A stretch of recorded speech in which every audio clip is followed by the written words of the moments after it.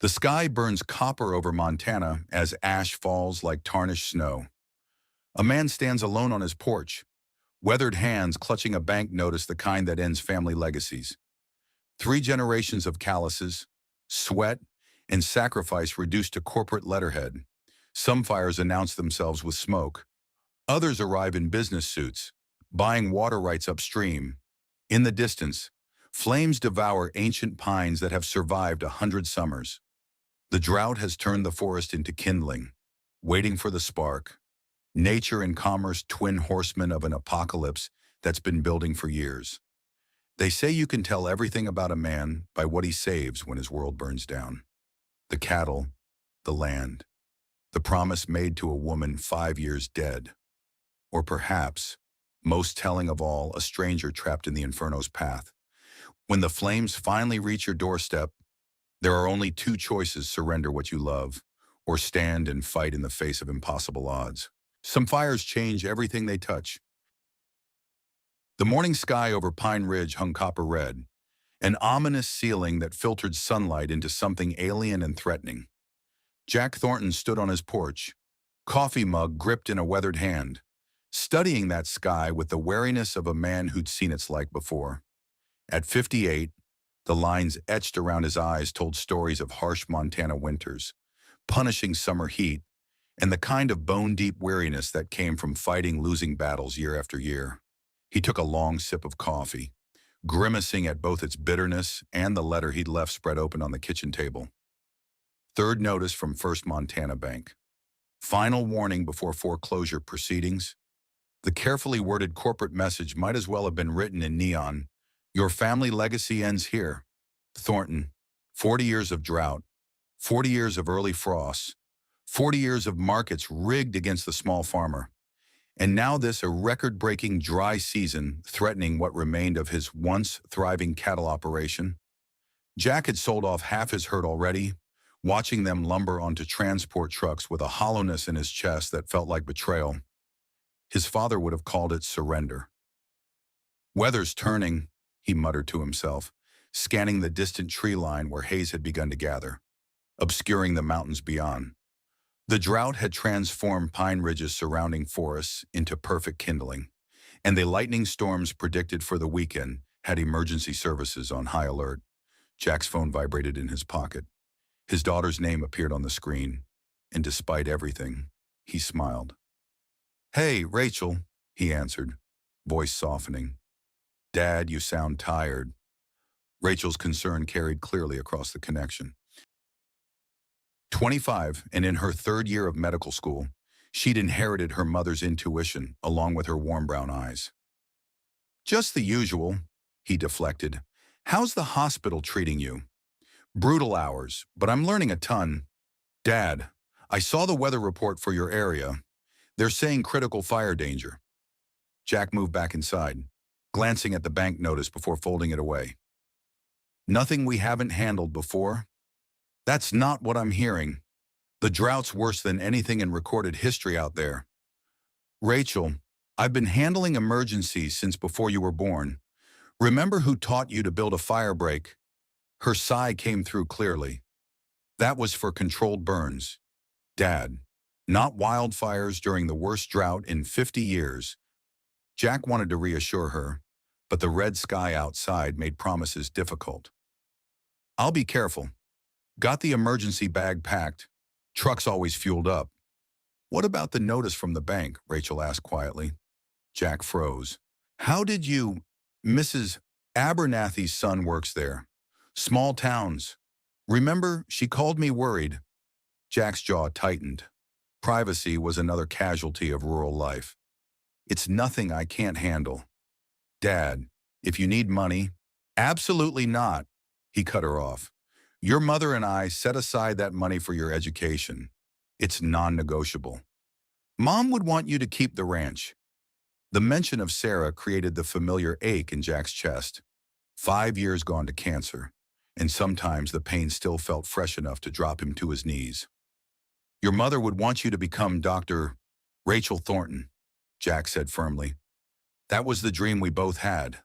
End of discussion. After promising to call if conditions worsened, Jack ended the call and returned to the porch. The smoke on the horizon had thickened, but it remained distant. Probably that blaze over in Wilson County they'd been reporting on the news. With a last glance at the threatening sky, Jack grabbed his work gloves. Bank notices wouldn't stop fences from needing mending or cattle from requiring water. The day stretched before him like all the others, since Sarah's passing a solitary marathon of physical labor that left little time for dwelling on what couldn't be changed. In some ways, he preferred it that way. Work was a familiar companion that asked nothing of him but sweat and determination, unlike the memories that ambushed him in quiet moments. Jack headed to the barn, a structure older than he was, but maintained with the same stubborn care he applied to everything on the ranch.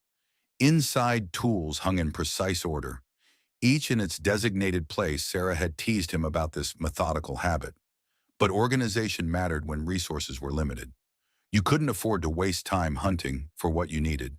His ancient Ford F-250 sat waiting. Its blue paint faded to a patchy gray in places, but its engine as reliable as sunrise. Jack ran a hand along its hood in a gesture that was part affection, part superstition.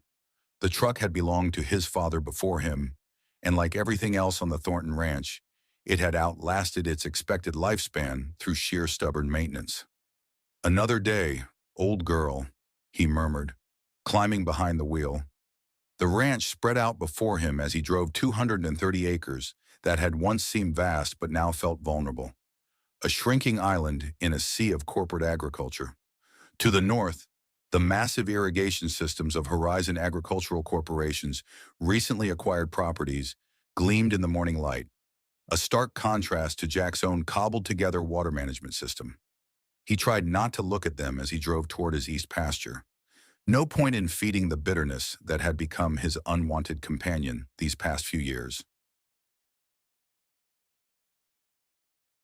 Elaine Winters adjusted her sunglasses as her rental SUV bounced along the poorly maintained back road. The GPS had confidently announced she'd arrive at her destination 15 minutes ago, but all she'd found was increasingly rugged terrain and a growing sense she'd made a serious miscalculation. "You should have hired a local guide," she muttered to herself, echoing her producer's parting advice. But Elaine had always done her best work alone during the research phase. That solitude was where she found the heart of her stories, the emotional truths that had earned her 3 Emmy Awards and a shelf of other accolades that gathered dust in her Los Angeles office. At 52, Elaine had reached the point in her career where she could choose her projects, and after her last documentary series on climate refugees had swept the festival circuit, expectations for her next work were stratospheric. The pressure had paralyzed her for months until she'd stumbled across a small news item about rural communities battling increasingly catastrophic wildfires with dwindling resources. The story had resonated with her immediately. 20 years ago, a devastating wildfire had destroyed her parents' home in Northern California, taking with it family photos, heirlooms, and the sense of security she'd always taken for granted. Though her parents had survived, something fundamental had shifted in them that day. Her father, once jovial and adventurous, had grown cautious and withdrawn. Her mother had developed anxiety that worsened with each fire season. Their experience had planted the seed for Elaine's career. Her first student film had documented their neighborhood's recovery efforts. Now she wanted to tell a larger story, how climate change was transforming the American landscape and the lives of those who remained to fight for their piece of it. The SUV jolted violently as it hit a particularly deep pothole, and Elaine swore under her breath. The vehicle wasn't designed for this terrain, but the rental company in Missoula hadn't offered many options for her last-minute trip. She'd taken what was available, eager to reach Pine Ridge before the forecasted lightning storms arrived. Through her open window, Elaine caught the acrid scent of smoke, stronger than it had been an hour ago. She glanced at her cell phone, no service, as expected in these remote areas. The sky above had darkened to an unsettling burnt orange, and a faint haze had begun to obscure the road ahead. "Not good," she murmured, slowing the vehicle as she crested a hill. The view beyond stopped her breath. In the valley below, a distant line of trees was clearly ablaze, an orange-red glow visible even in daylight. What disturbed her more was how quickly the flames appeared to be moving. Pushed by winds she could now feel gusting through her window. Elaine pulled over, grabbed her professional camera from the passenger seat, and stepped out to assess the situation. Years of documentary work in crisis zones had taught her to respect natural disasters from a safe distance. Through her telephoto lens, she could see the fire spreading faster than seemed possible, consuming the drought-stricken forest with terrifying efficiency. Time to backtrack, she decided, lowering the camera. As she turned to re-enter her vehicle, a sharp crack echoed through the valley. Elaine watched in horror as a massive pine, its base consumed by flames, toppled across the road behind her, effectively cutting off her retreat. Sparks showered into the dry brush along the roadside, immediately catching and spreading. "No, no, no," Elaine breathed, scrambling back into the SUV. She turned the vehicle around, facing the only direction now available forward, deeper into unfamiliar territory, with a wildfire gaining ground behind her. The GPS remained stubbornly silent, its screen showing her location as a blue dot in a sea of green. No roads visible. Elaine accelerated, trying to put distance between herself and the advancing flames, but the road conditions worsened. The smoke thickened around her, reducing visibility and making each breath increasingly difficult. She rolled up her window and switched the air conditioning to recirculate, buying herself some time. Her mind raced with memories of other wildfires she documented the devastating speed, the unpredictable wind shifts, the way flames could leap seemingly impossible gaps. Having witnessed the aftermath of such disasters, she knew precisely what was at stake. Death by fire was not a fate she could contemplate calmly. The SUV bounced violently as she pushed it faster than the rugged road warranted. Each jarring impact sent pain shooting through her wrists and shoulders. But stopping wasn't an option. Through breaks in the smoke, she could see the advancing wall of flame, unnaturally orange against the darkening sky. 5 tense minutes later, disaster struck. As she navigated a sharp bend, an enormous fallen tree blocked the narrow road completely. Elaine slammed on the brakes, the SUV skidding to a stop mere feet from the massive trunk. She reversed, intending to find another route, when the engine sputtered and died. "Not now," she pleaded, turning the key repeatedly. The engine coughed, caught briefly, then failed again. When she checked the temperature gauge, it had spiked into the red. The rough terrain had damaged something vital. Elaine grabbed her emergency go bag, a habit from years of field work in uncertain conditions, and exited the vehicle. The smoke had thickened considerably, stinging her eyes and scratching at her throat despite the bandana she quickly tied over her nose and mouth. The crackling of approaching flames grew louder, punctuated by the explosive sounds of trees succumbing to fire. With her phone useless and the vehicle disabled, Elaine faced the grim reality of her situation. She was trapped, alone, with a wildfire advancing rapidly on her position. Survival now meant finding shelter or a path out on foot. Neither option seemed promising as she scanned the smoke-obscured landscape around her. Panic threatened to overwhelm her, but professional instinct kicked in the same calm focus that had served her in war zones and natural disasters across the globe. Assess, plan, act. Emotion was a luxury she couldn't afford. Elaine slung her camera and go bag over her shoulder and began moving away from the road, searching for any natural feature that might offer protection: a stream, a rocky outcropping, even a clearing wide enough to provide some buffer from the flames. The terrain sloped upward, increasing her exertion and making each smoke-filled breath more painful than the last. She'd covered perhaps a quarter mile when she realized her mistake. The uphill path had seemed logical, offering a better vantage point, but now she understood she was potentially trapping herself. Fire moved faster uphill, and the ridge she was approaching could become a deadly funnel for heat and flame. Changing direction, Elaine began to work her way across the slope rather than climbing further. The underbrush had thickened, grabbing at her clothing and slowing her progress. Each glance over her shoulder confirmed her worst fears: the fire was gaining ground, its roar now audible even through the pounding of blood in her ears. Then, through the haze, came the distant rumble of an engine. Jack had been checking water levels at the stock pond farthest from the house when he spotted the first definitive signs of trouble. What had been a distant haze on the horizon had transformed into a towering column of smoke, much closer than the Wilson County fire should have been. He'd immediately called the local fire station only to confirm his fears. A new blaze had sparked in the national forest land adjacent to his property, possibly from a lightning strike the previous night that had smoldered undetected until conditions were right. "We're stretched thin, Jack," Fire Chief Bill Mackey had told him. "Got 3 crews already deployed to Wilson County. I can send a truck your way, but it'll be at least an hour." "I'll start prepping the fire breaks," Jack had replied, knowing an hour might be too late if the wind picked up. Now, driving his ancient Ford pickup along the old logging road that marked his property's eastern boundary, Jack assessed the situation with the practiced eye of a former wildland firefighter. The blaze was advancing faster than expected, feeding on bone-dry vegetation after 3 years of drought. His weather-beaten face set in grim lines as he calculated risk against time. Memories from his firefighting days surfaced unbidden: the Carson Valley disaster, where he'd lost so many colleagues. The nightmares that still woke him, sweating and gasping for air, 2 decades later. Jack pushed the thoughts away. This wasn't then. He knew what he was facing, and he knew what needed to be done. The truck's radio crackled with emergency broadcasts, evacuation orders for communities to the north, road closures, warnings for ranchers to move livestock away from the fire's projected path. Jack listened with half an ear, more focused on the visual indicators around him.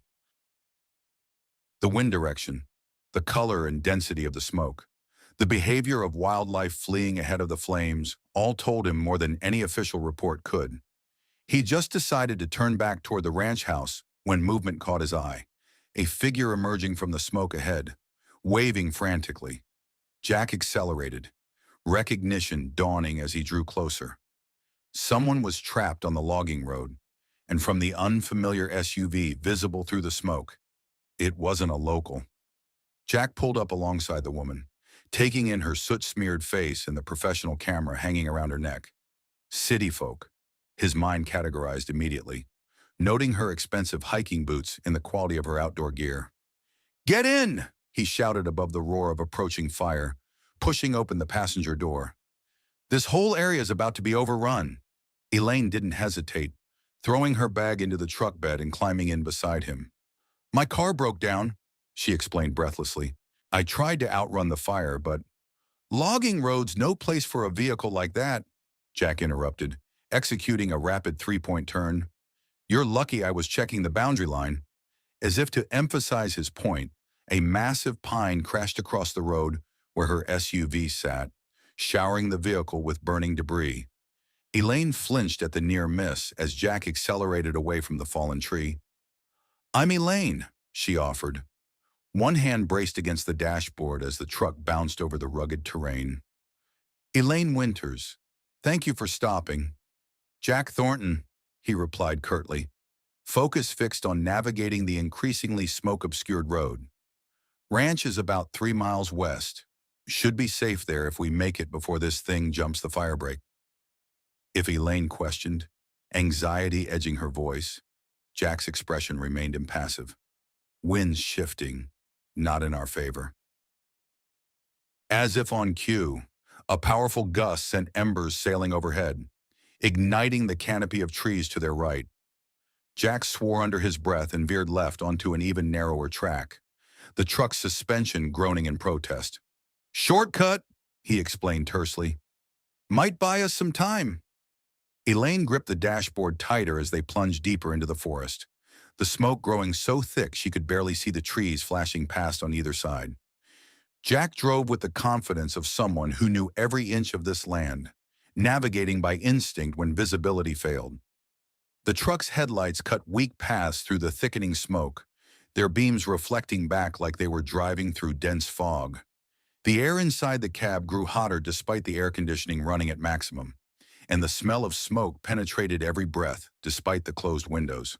Jack's focus never wavered from the treacherous path ahead, but his mind cataloged the worsening conditions with professional concern.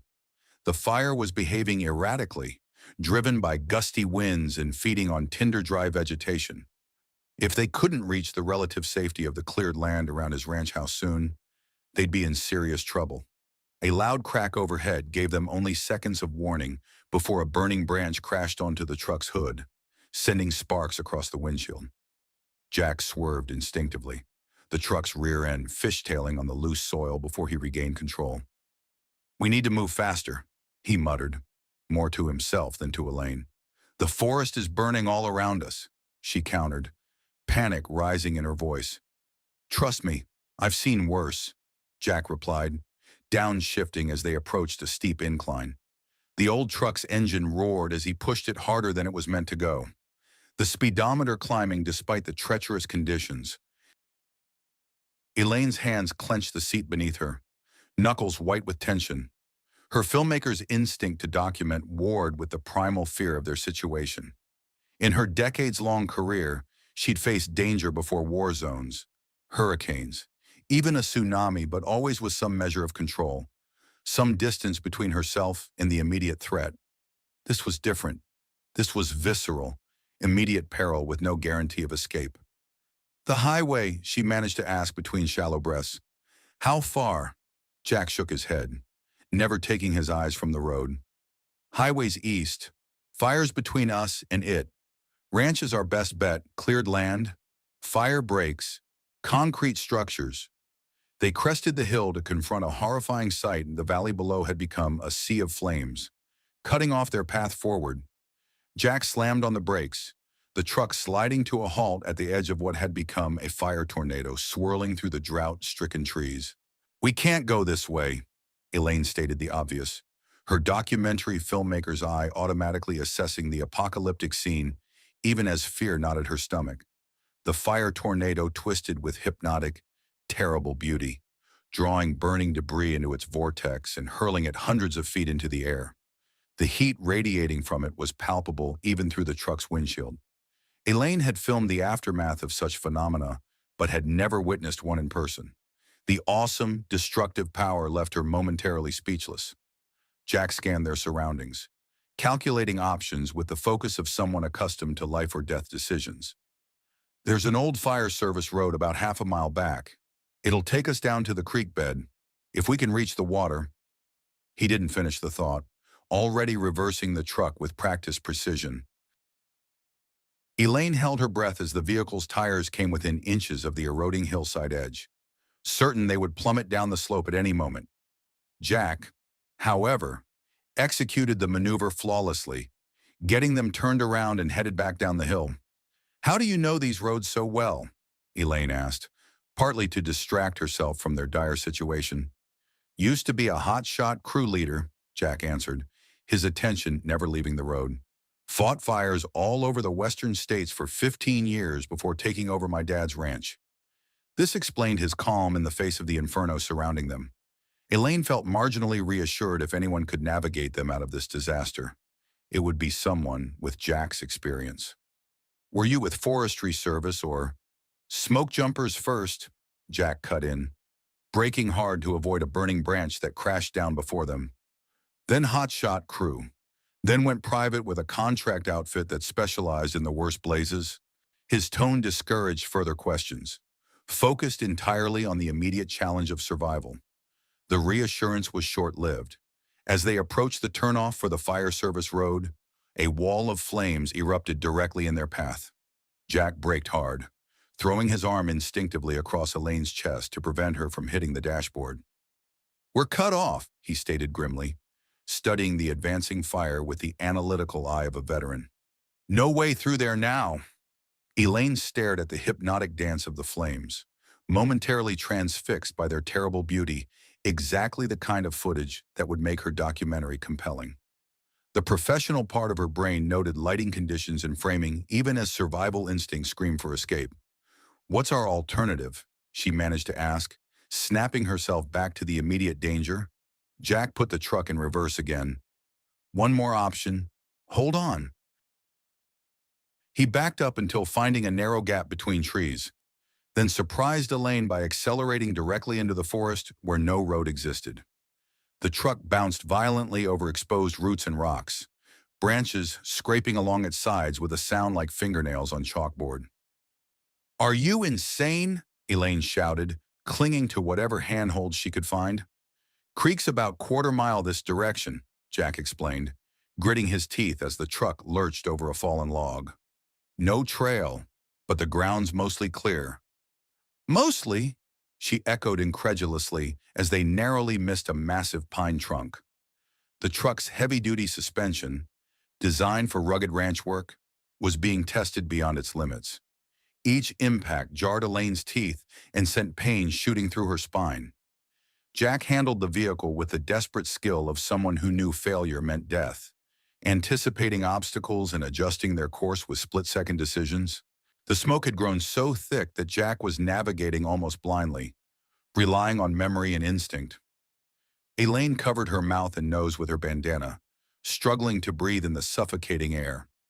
The temperature inside the truck cab had risen to unbearable levels despite the air conditioning running at maximum. A deer burst from the underbrush ahead of them, its eyes wild with panic, followed by smaller creatures fleeing the approaching inferno. Jack swerved to avoid the terrified animal, nearly clipping a tree in the process. "Wildlife, no," he commented grimly. "Fire's gaining on us." Without warning, a massive burning branch crashed through the rear window, showering them with glass and embers. Elaine cried out, brushing sparks from her hair and clothes. Jack maintained his focus on their path, though a muscle in his jaw twitched with tension. "Almost there," he encouraged, voice rough from smoke inhalation. Elaine felt the heat intensifying, burning through her clothes wherever embers had landed. The air became nearly unbreathable, each inhalation scorching her lungs. Her eyes watered profusely, blurring her vision further. Through it all, Jack maintained his intense concentration, hands steady on the wheel despite everything. Through the windshield, Elaine caught glimpses of what appeared to be a clearing ahead. Hope surged briefly until she realized what waited wasn't safety, but a new danger, a steep ravine dropping away before them. "Jack," she warned. "I see it," he confirmed, steering toward what appeared to be a precarious path down the embankment. "Creek's at the bottom. It's our only shot." The truck began its descent, tires struggling for purchase on the loose soil and rocks. Jack navigated with extraordinary skill, using the engine's compression to control their speed on the steep grade. For a moment, Elaine dared to hope they might make it. Halfway down, disaster struck. The ground beneath the right front tire gave way completely, causing the vehicle to tilt at a sickening angle. "We're sliding!" Elaine gasped as the truck began to slip sideways down the ravine. Jack fought the steering wheel, but physics had taken control. The truck's weight pulled it inexorably toward the steepest part of the slope. "Out now," Jack commanded, already pushing his door open. "Jump clear." Elaine didn't hesitate, grabbing her bag and throwing herself from the vehicle just as it broke free completely. She tumbled painfully down the slope, rocks and branches tearing at her clothes and skin. When she finally came to a stop, the air had been knocked from her lungs, and she lay gasping like a landed fish. Above her, Jack's truck completed its descent in a more direct fashion, rolling twice before coming to rest on its roof at the edge of a shallow stream bed. The gas tank, mercifully, didn't ignite, though smoke poured from the crumpled engine compartment. Pain radiated through Elaine's body from a dozen minor injuries, but nothing seemed broken. She forced herself to her hands and knees, then to her feet, scanning desperately for her companion. "Jack," Elaine called, struggling to her feet. Terror gripped her when no answer came. "Jack!" She half ran, half slid down the remaining distance to the overturned vehicle. Dropping to her knees, she peered inside the shattered driver's side window. Jack hung suspended by his seatbelt, blood running from a gash on his forehead, but his eyes were open, and he was moving. "I'm okay," he grunted, reaching for the belt release. "Stand back." Elaine retreated a few steps as Jack freed himself, dropping awkwardly onto the truck's ceiling before crawling through the window opening. He emerged grimacing, one hand pressed to his ribs, blood matting his gray hair. "Your truck," Elaine said helplessly, watching as smoke continued to billow from the engine. Jack surveyed the wreckage, and something flickered across his features, not just pain, but a deeper anguish that vanished almost instantly behind his stoic mask. The truck had clearly meant more to him than mere transportation. "Just a truck," he replied pragmatically, though pain flashed across his features that seemed to have nothing to do with his physical injuries. He reached back inside to grab a battered rucksack and what appeared to be a rifle case. "Creek's our priority now." Elaine noticed him glance once more at the overturned vehicle, his expression unreadable, before turning resolutely away. Later, she would understand the significance of that moment. The truck had been his father's, one of the last tangible connections to his family's past. The shallow stream offered their best protection from the advancing fire.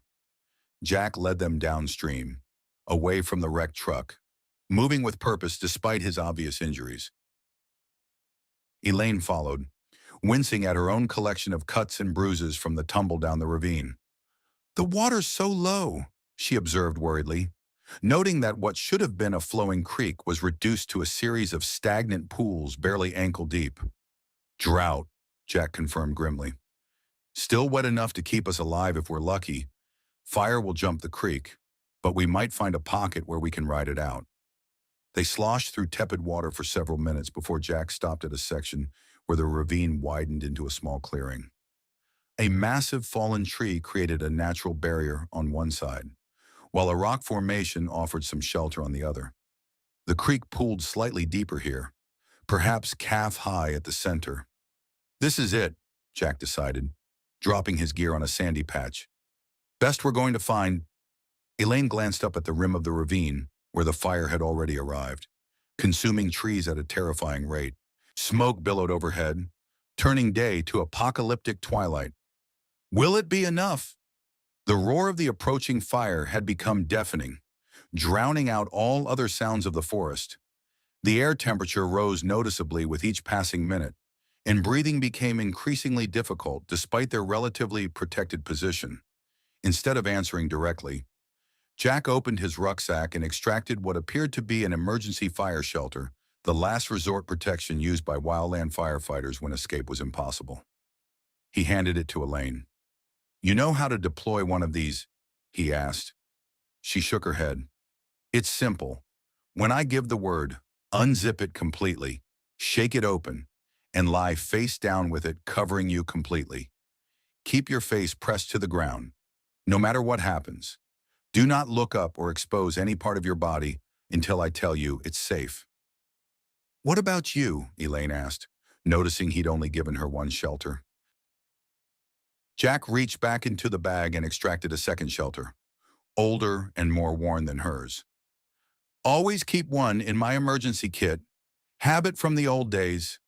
As they prepared their position, wetting bandanas to cover their faces and soaking their outer clothing in the creek water, Elaine couldn't help but study her unlikely rescuer. Despite his injuries and their dire situation, Jack maintained a stoic calm that spoke of someone who'd faced death before and made peace with its possibility. His movements were efficient, practiced the muscle memory of someone who'd prepared for fire emergencies countless times. Yet there was something in his eyes when he glanced at the approaching flames, a shadow that suggested not just professional respect for the danger, but a deeper, more personal relationship with fire's destructive power. "Why did you stop?" she asked suddenly. "On the road back there. You could have kept driving, saved yourself." Jack looked up from checking his fire shelter, seeming genuinely puzzled by the question. "Someone needed help. You risked your life." A shadow crossed his weathered face. "Wouldn't be the first time. Besides, leaving someone to die isn't something I could live with." Something in his tone suggested personal history beyond professional duty, perhaps connected to the burn scars she glimpsed on his forearms when he rolled up his sleeves. Before Elaine could inquire further, The fire announced its imminent arrival. Before Elaine could respond, a roaring sound overhead announced the fire's arrival at the ravine edge. Superheated air rushed down toward them, carrying embers and ash in a suffocating wave.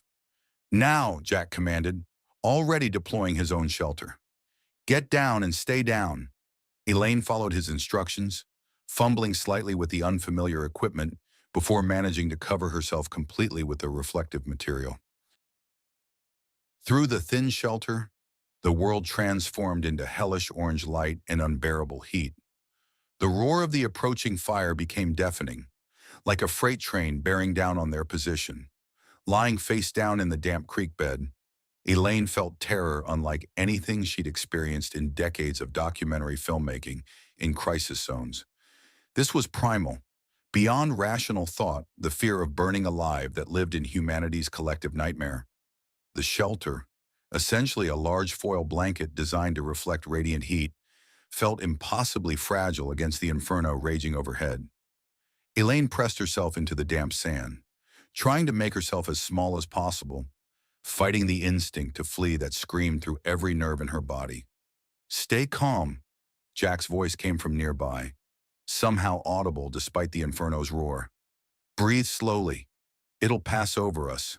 Elaine tried to follow his advice, focusing on controlling her breathing as the temperature rose to almost unbearable levels, even beneath the protective shelter. The air grew so hot it scorched her lungs, each breath a painful reminder of how thin the barrier was between life and death. Through the translucent material of the shelter, the world outside had transformed into apocalyptic orange-red, punctuated by the black silhouettes of falling debris. The roar grew so loud it became a physical pressure against her eardrums. Occasionally, the sharp crack of exploding trees penetrated even that overwhelming sound. An eternity seemed to pass as the firestorm raged overhead. Elaine lost track of time, existing only in a moment-to-moment struggle to endure. Throughout the ordeal, she remained acutely aware of Jack's presence nearby, a stranger who'd risked everything to save her, now facing death alongside her. Her mind wandered to her parents, to how they'd described the terror of their own wildfire experience 2 decades earlier. At the time, she'd thought she understood. Now, she recognized her comprehension had been academic. Theoretical, nothing like this visceral reality where each breath might be your last. If they survived, she promised herself, her documentary would capture this truth, not just the statistics and expert interviews and policy debates, but the raw, primal experience of being trapped in nature's most terrifying manifestation. Gradually, almost imperceptibly at first, the roaring began to diminish. The hellish orange glow penetrating her shelter faded to a duller red, then to murky darkness. The suffocating heat remained, but the immediate sense of imminent death receded. "Stay put," Jack's voice cautioned when Elaine instinctively moved to peek outside. Secondary burns can be just as dangerous. They remained under their shelters for what felt like another hour before Jack finally gave the all-clear. "Should be safe now. Come out slowly." Elaine emerged cautiously, shocked by the transformed landscape. What had been a forested ravine was now a blackened, smoking wasteland. Fallen trees smoldered around them, and the air remained thick with ash and smoke. Their small haven around the creek bed stood as an island of relative safety in a sea of destruction. Jack looked worse for wear, his face streaked with soot and blood, but he was methodically repacking his emergency gear with the efficiency of someone who'd done it many times before. When he straightened, Elaine noticed him wince and press a hand to his side again. "You're hurt," she observed. "Cracked a rib or two in the crash," he admitted. "Nothing life-threatening." Elaine approached him, professional instincts taking over. "Let me see. I've had first aid training." Jack hesitated, then relented, lifting his shirt to reveal an angry bruise spreading across his ribcage.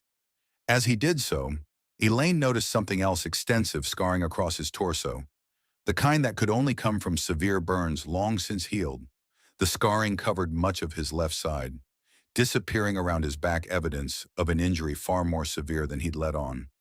Professional curiosity warred with basic human decency in Elaine's mind. As a documentarian, she wanted to know the story behind those scars. As a human being who owed Jack her life, she recognized his right to privacy. "Old injury," Jack said curtly, noticing her gaze and dropping his shirt back into place before she could examine his ribs properly.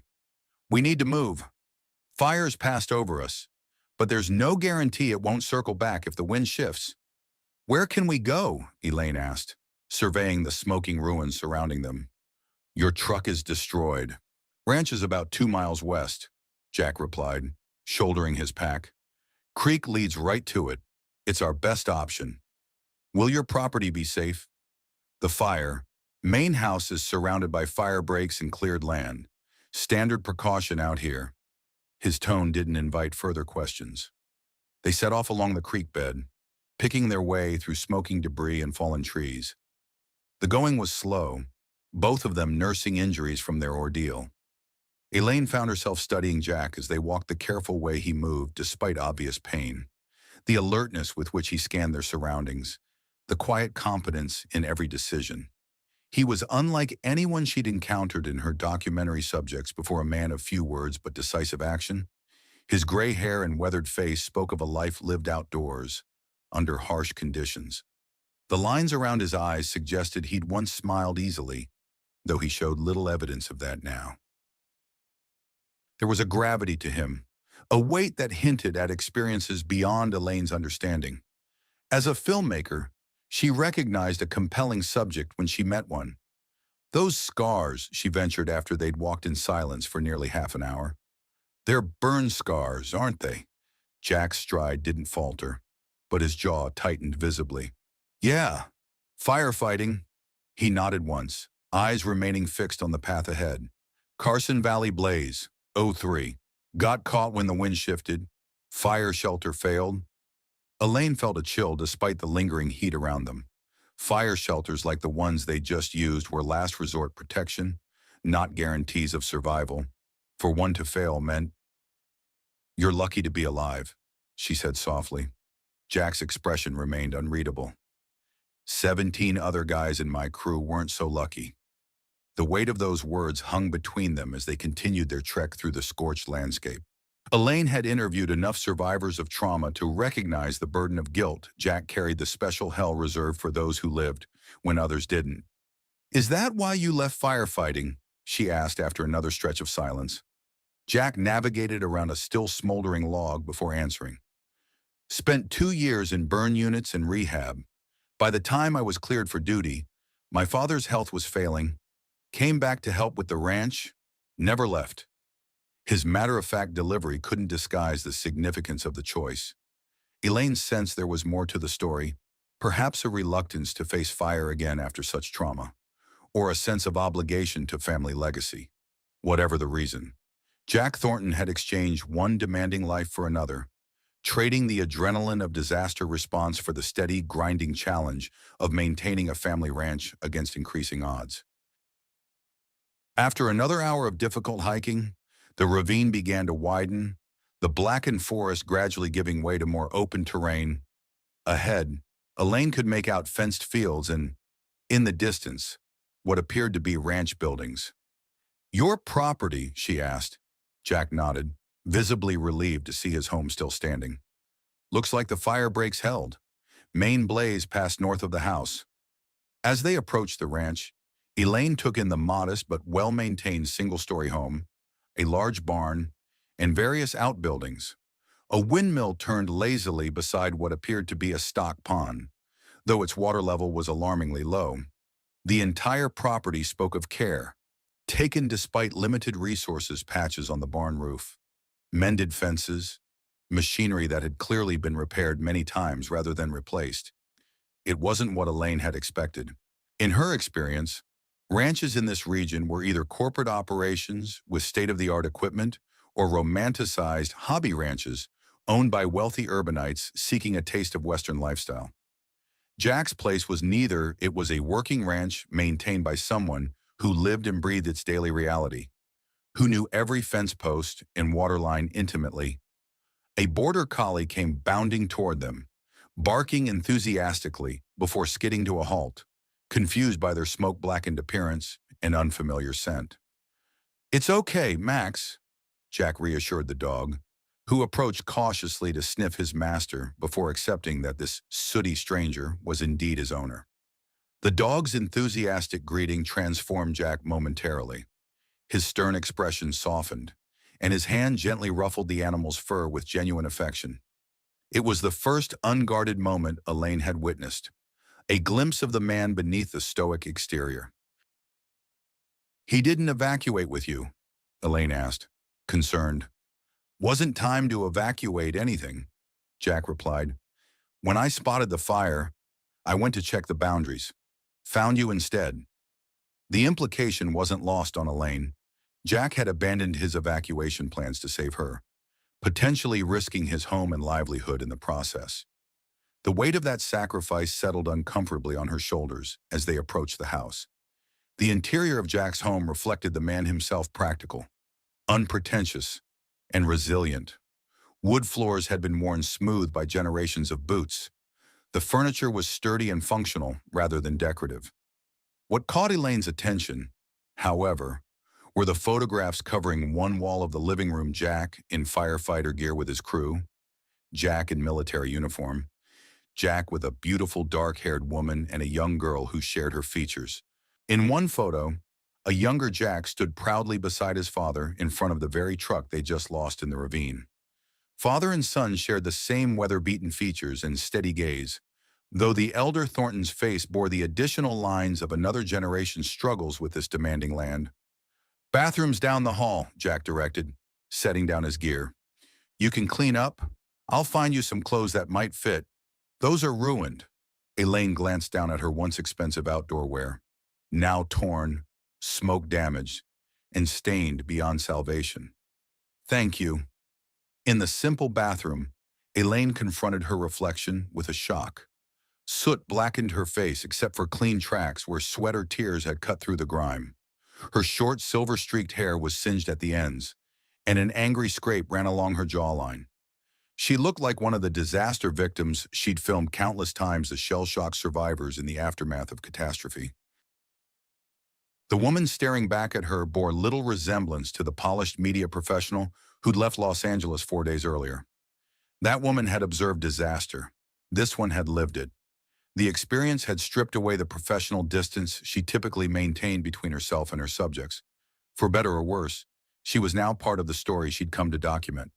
The shower's hot water was gloriously restorative, despite its faintly metallic smell.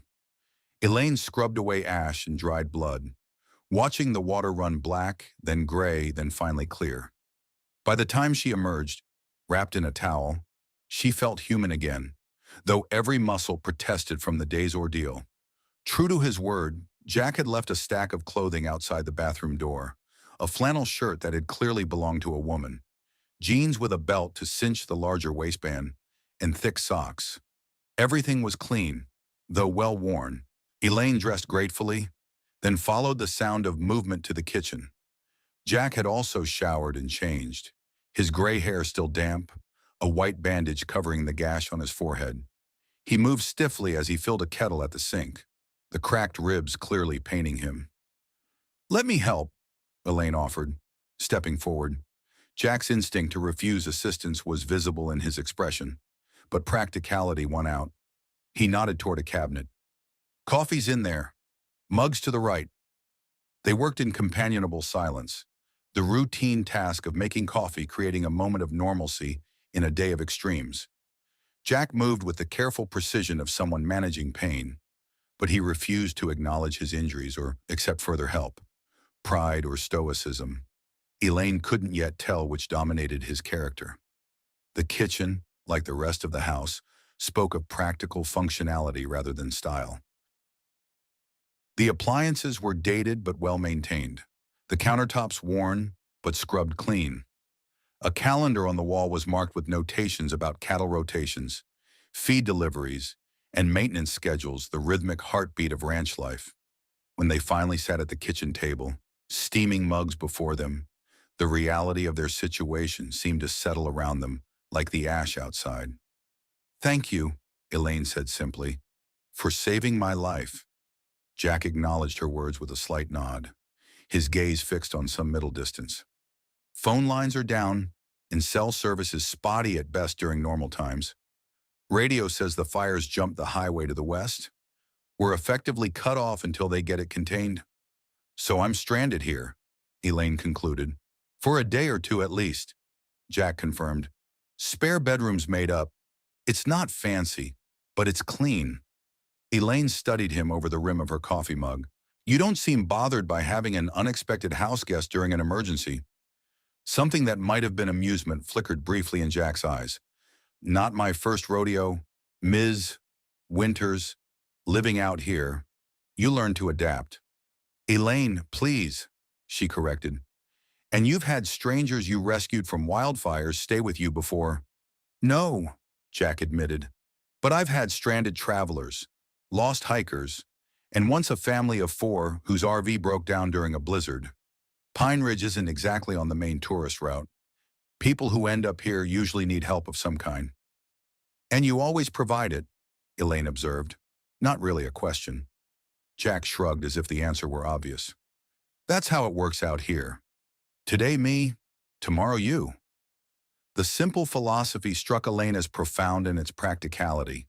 In her world of competitive media and cutthroat film industry politics, such straightforward reciprocity was rarely encountered. She found herself wondering what Jack would make of Los Angeles, with its carefully cultivated images and strategic relationships. The thought of this plain-spoken rancher navigating a Hollywood premiere or network executive meeting almost made her smile. He would see through the pretense immediately, just as he seemed to assess everything with that direct, uncompromising gaze. So, Jack said after a moment, changing the subject, what brings a city woman to Backroads, Montana during fire season? You're not dressed like a tourist, and that camera you're carrying isn't amateur equipment. Elaine considered how much to reveal. Her instinct as a filmmaker was always to remain somewhat neutral, to observe rather than participate. But after what they just survived together, standard professional boundaries seemed inadequate. I'm a documentary filmmaker, she explained. I'm researching a project about rural communities dealing with increasingly severe wildfires due to climate change. The human stories behind the headlines. Jack's expression remained neutral, but Elaine sensed a subtle withdrawal. So this was a research trip. Preliminary location scouting, she confirmed. I like to get a feel for places before bringing in a full crew. Well, you certainly got more material than you bargained for, Jack observed dryly, rising from the table with a barely concealed wince. I need to check on the stock. Help yourself to whatever you need. As he moved toward the door, Elaine noticed the local newspaper on the counter, its headline declaring, Horizon Agricultural Corporation expands holdings in Pine Ridge region. The subheading caught her professional interest immediately. Local farmers express concerns as corporate giant buys 6th property. This year, is this happening a lot around here? She asked, gesturing toward the paper. Big agricultural companies buying up local farms. Jack paused at the door, his expression darkening. More than just happening, it's being engineered. Horizon creates the conditions that force small operations to sell, then swoops in with cash offers when banks foreclose. Creates the conditions, Elaine echoed, her investigative instincts awakening. How? They acquired water rights upstream 3 years ago. Since then, we've seen our irrigation allotments cut by 40%. They claim it's drought-related conservation, but their own operations never seem to suffer shortages. Jack's tone remained measured, but the bitterness beneath was unmistakable. They've bought out the grain elevator in town, raised handling fees for non-Horizon farmers. They've got representatives on the county agricultural board, making life difficult for independents. As he spoke, his shoulders squared almost imperceptibly, a subtle shift from exhausted survivor to embattled defender. This was clearly a subject that ignited passion beneath his controlled exterior. That sounds like a systematic campaign, Elaine observed, mentally shifting the focus of her potential documentary. Climate change remained the backdrop, but corporate exploitation of that crisis offered a compelling narrative angle. It's business, Jack said flatly. Nothing personal about it, just numbers on a spreadsheet to them. But it is personal to you, Elaine pressed gently. This is your home. Jack's weathered face revealed nothing, but his knuckles whitened where he gripped the doorframe. Been in my family for 3 generations. My grandfather built this house with timber he cut himself. My father expanded the operation from 50 head of cattle to 300 in his lifetime. A shadow passed across his features. I'm down to 75 now. Might not make it through another year. The admission clearly cost him, pride warring with the reality of his situation. Before Elaine could respond, Jack straightened his shoulders and continued toward the door. Need to check the herd, he repeated. Make yourself at home. Left alone in the suddenly quiet house, Elaine felt the professional detachment she usually maintained crumbling. She'd come to Montana seeking stories of climate resilience, expecting to document pragmatic adaptations and community responses. Instead, she'd stumbled into something more complex, a David and Goliath battle playing out in slow motion across America's heartland, with lives and legacies hanging in the balance. And Jack Thornton, the taciturn rancher who'd risked everything to save a stranger, was on the front lines of that battle, fighting with dwindling resources against forces both natural and man-made. The story unfolding before her was far more nuanced than the climate change narrative she'd originally envisioned. Here was the intersection of environmental crisis, corporate opportunism, and personal resilience, all embodied in one man's struggle to preserve not just a business, but a heritage and a way of life. Elaine glanced at her camera, miraculously intact despite their harrowing escape. Perhaps there was a reason beyond mere chance that had brought her to Pine Ridge, to this particular ranch, to Jack Thornton. As a documentarian, she'd learned to recognize when seemingly random events revealed a deeper narrative thread. This felt like one of those moments. Elaine found herself drawn to the wall of photographs in the living room, studying the visual history of Jack's life. The military photos showed a younger, less weathered version of the man, his expression serious even then. The firefighting crew pictures captured camaraderie and purpose. Jack surrounded by men in similar gear, often grinning amid the grime of a job well done. One photo in particular caught her attention, Jack receiving some kind of commendation. The caption beneath reading, "Thornton receives Medal of Valor for Carson Valley Rescue Efforts, 2003. The same fire that had scarred him physically had apparently marked him as a hero, though his earlier comments suggested he viewed the event very differently. It was the family photos that held her attention longest. Jack with the dark-haired woman, his wife. Elaine presumed their body language speaking of deep connection. Jack teaching a young girl to ride a horse, his face transformed by fatherly pride. A more recent photo showed the same girl, now a young woman in a white coat, standing beside Jack at what appeared to be a university ceremony. His daughter's in medical school. The voice startled Elaine. She turned to find an elderly man standing in the doorway, hat in hand, concern etched in the deep lines of his sun-weathered face. "I'm sorry," she said. "I didn't hear you come in." "Nah, door was open," the man explained. "I'm Frank Miller, neighbor from down the road. Saw the fire jump the ridge and came to check on Jack." His shrewd eyes assessed Elaine's borrowed clothing and the professional camera she'd set on the coffee table. "You're not from around here." "Elaine Winters," she introduced herself. "Jack rescued me when my car was trapped by the fire. I'm a documentary filmmaker." Recognition flickered in Frank's eyes. "Thought you looked familiar. You did that series on the Dust Bowl Farms a few years back." Elaine nodded, surprised and somewhat pleased to be recognized in such a remote location. "Yes, American Dust was one of my projects." "Good work," Frank said simply. "Showed things like they really were, not how city folks imagine rural life to be." He gestured toward the back of the house.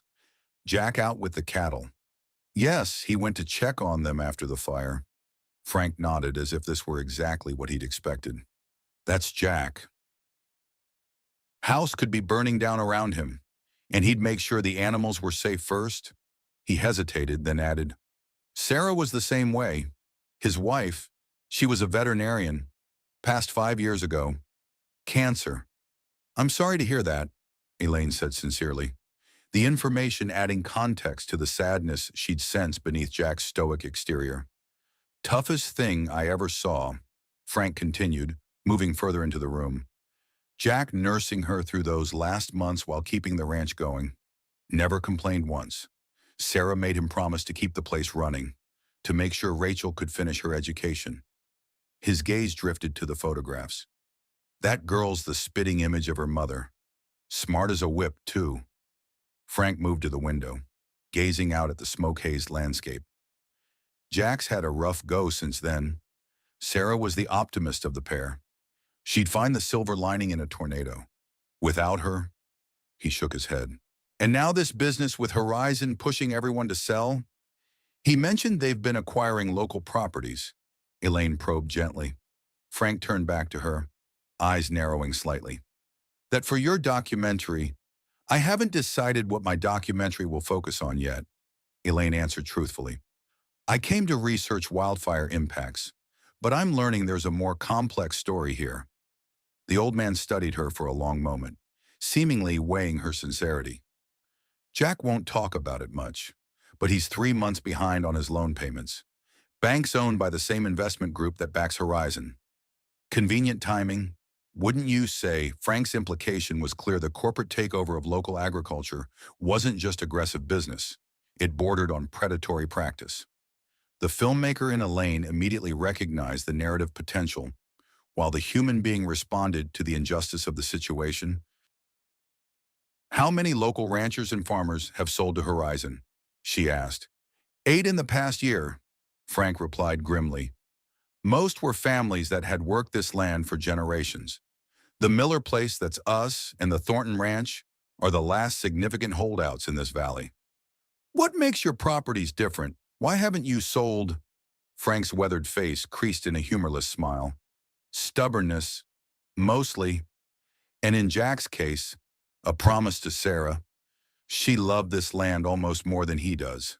Before Elaine could respond, the back door opened, and Jack entered, surprise registering briefly on his face at finding his neighbor in his living room. Frank, he acknowledged. Everything okay at your place? Fire missed us completely, Frank confirmed. Jumped right over the hollow and kept going north. Your herd, all accounted for, Jack reported. Had to move them to the south pasture away from the smoke, but they're fine. He glanced between Frank and Elaine, clearly wondering what they'd been discussing in his absence. Your guest was just telling me about her documentary work, Frank supplied. Recognized her from that farming series, the one Mary made me watch on PBS. Jack's expression revealed nothing, but Elaine sensed his reassessment of her. Being known for a respectful portrayal of rural life clearly carried weight in this community. I should get back, Frank said, settling his hat on his thinning white hair. Mary's worried sick with all this smoke. Just wanted to make sure you weren't in trouble. He paused at the door. Meeting at the Grange Hall tomorrow night. Emergency Planning Committee. Might want to bring your guest, give her a real look at how small towns handle big problems. The suggestion wasn't subtle.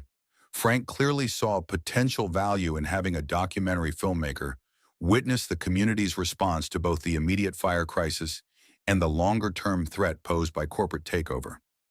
His shrewd eyes held Elaine's for a meaningful moment before he nodded a farewell and departed. After Frank departed, a silence settled between Jack and Elaine, pregnant with unasked questions. Jack broke it first, his tone carefully neutral. You didn't mention you were a well-known filmmaker. You didn't ask for my resume, Elaine countered gently. Would it have made a difference in that burning forest? The corner of Jack's mouth twitched in what might have been the ghost of a smile. Guess not. For what it's worth, Elaine added, I try to portray the communities I document with honesty and respect. I'm not interested in creating poverty porn or rural stereotypes. Too many documentaries about rural America fell into predictable narratives, either romanticizing a disappearing way of life or focusing exclusively on poverty and social problems. Elaine had always sought the more complex truth that lay between these extremes, the resilience and adaptation that characterized communities like Pine Ridge. Jack considered this, then nodded once acceptance, if not full trust. Frank mentioned the Grange Hall meeting tomorrow. You interested? Very, Elaine confirmed. If you're willing to take me. Nothing better to do while we wait for the roads to clear? Jack said pragmatically, though something in his expression suggested he wasn't entirely comfortable with the idea of bringing an outsider, especially one with a camera, into community business. Elaine decided to address his concern directly. I won't film without permission. Jack, that's not how I work. Right now, I'm just trying to understand what's happening here. The fires, this situation with Horizon, how communities like Pine Ridge are adapting to changing conditions. Jack studied her for a long moment, his blue eyes assessing in a way that made Elaine feel as though she were being measured against some internal standard. Whatever he saw must have been sufficient because he nodded again, more definitively this time. Fair enough, he conceded. Town could use some outside attention on what's happening here. Might not be a bad thing to have someone document the truth before there's nothing left to save. The resignation in his voice troubled Elaine deeply. This wasn't just a man facing the potential loss of property. It was someone watching the erasure of a way of life, a heritage, and a community. The filmmaker in her recognized the powerful story unfolding before her, while the human being responded to the quiet dignity with which Jack faced that potential loss. Sometime, she said carefully, the right documentation at the right time can make a difference. I can't promise anything, but I can promise to tell whatever story I find here truthfully. Jack didn't respond directly, but some of the tension seemed to leave his shoulders. He moved to the kitchen, opening the refrigerator. Dinner's going to be simple. Power's been fluctuating with the fire crews working on the lines. Simple is fine, Elaine assured him, recognizing the subject change for what it was not a rejection of her offer, but a man accustomed to actions rather than words. As they worked together preparing a meal from Jack's well-stocked pantry, clearly maintained with rural power outages in mind, Elaine found herself studying her unlikely host with growing interest.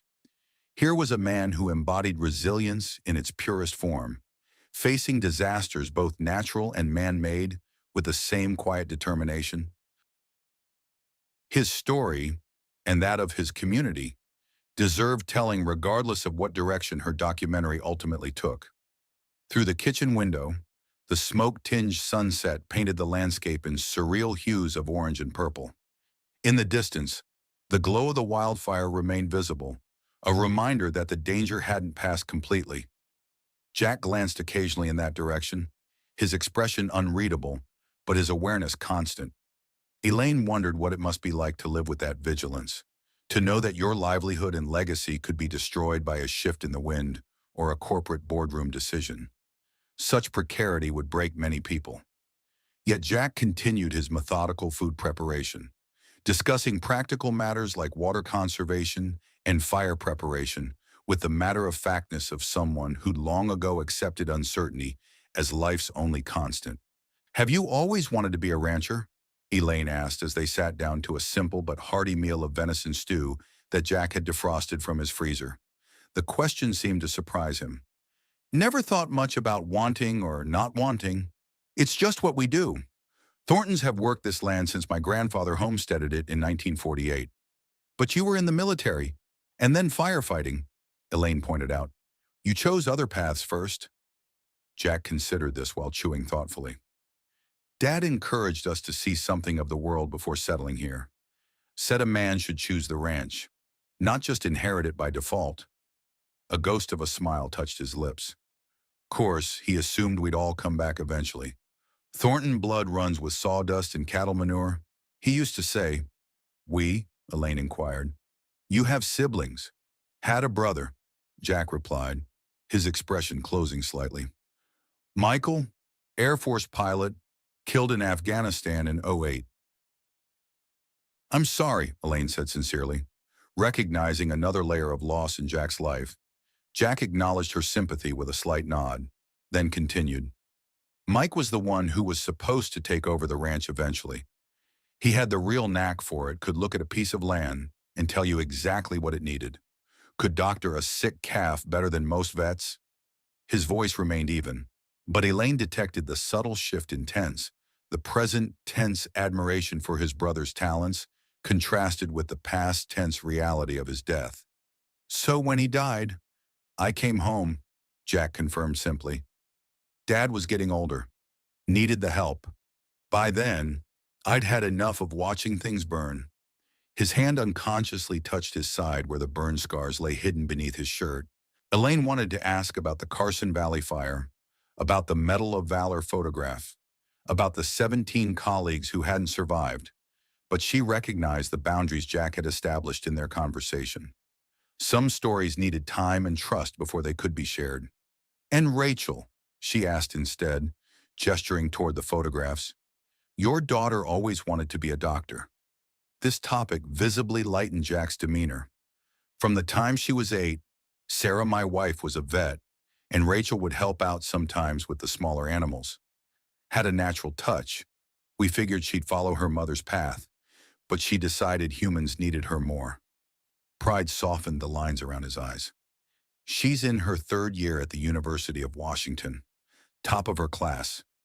You must be very proud of her. She's the best of both of us, Jack said simply. Got Sarah's compassion and my stubbornness? Dangerous combination. For the first time, Elaine heard genuine warmth in Jack's voice, a glimpse of the man he might have been before grief and struggle had hardened his exterior.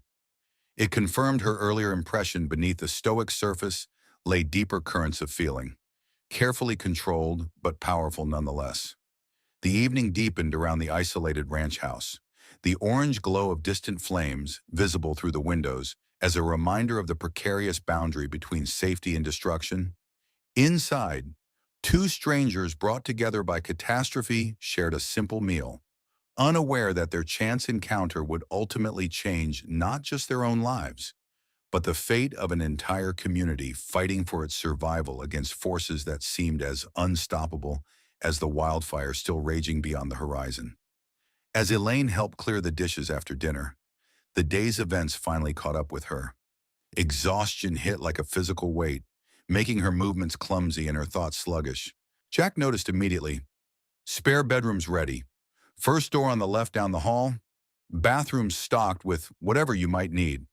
Thank you, Elaine said, grateful for the reprieve. For everything today, I'm not sure I've properly expressed how much. Jack cut her off with a small shake of his head. No need. Get some rest. Tomorrow's soon enough to figure out next steps. The practical dismissal of her gratitude was oddly comforting, no social niceties required, just the straightforward acknowledgement of human needs. In Jack's world, actions clearly spoke louder than words, and he'd already demonstrated through his actions what kind of man he was. The spare bedroom proved to be simply furnished, but comfortable, with a handmade quilt on the bed and curtains that matched its pattern. Family photographs adorned the walls here too, suggesting this might have been Rachel's room before she left for college. A bookshelf held an eclectic mix of medical textbooks, classic literature, and what appeared to be journals, the intellectual evolution of a curious mind. As Elaine settled into the unexpectedly comfortable bed, her filmmaker's mind continued to process the day's experiences, cataloging potential narrative threads and visual motifs. The contrast between destruction and preservation, between corporate calculation and human connection, between natural disaster and man-made crisis, all converging in this remote Montana valley. Her last conscious thought before exhaustion claimed her was that she'd come to Pine Ridge seeking a story about climate change and community resilience. Instead, she might have found something far more personal and profound, a story about what we choose to save when faced with overwhelming loss, and who we become in the crucible of that choice. Outside, the wildfire continued its relentless advance across the drought-stricken landscape, while inside, seeds of a different kind of transformation had been planted in the unlikely connection between a struggling rancher and the documentary filmmaker he'd pulled from the flames. The scars of fire reshaped both land and soul. Where flames once raged across Pine Ridge, green shoots now push through blackened earth, nature's quiet testament to survival against impossible odds. Jack Thornton stands at his fence line, watching cattle graze where smoke once choked the air. The deed to his ranch rests safely in his pocket, no longer threatened by corporate letterhead or drought. Not all victories come without cost. His father's truck lies rusted in a ravine, his body bears new scars, and the community around him has forever changed, some neighbors gone, others transformed by their collective stand against forces both natural and man-made. Elaine's documentary captured more than just a community's fight against corporate predators or climate disaster. Her camera found something rarer, the dignity in stubborn resistance, the beauty in refusing to surrender what matters most. In Jack, she discovered a truth worth preserving, that some roots run too deep to be washed away by either fire or fortune. Perhaps that's what remains when the smoke finally clears, not just the things we managed to save, but the discovery of what was worth fighting for all along: the land, the legacy, the promise of something authentic in a world that values neither history nor heart. Some fires destroy everything they touch. Others forge something that can never be broken.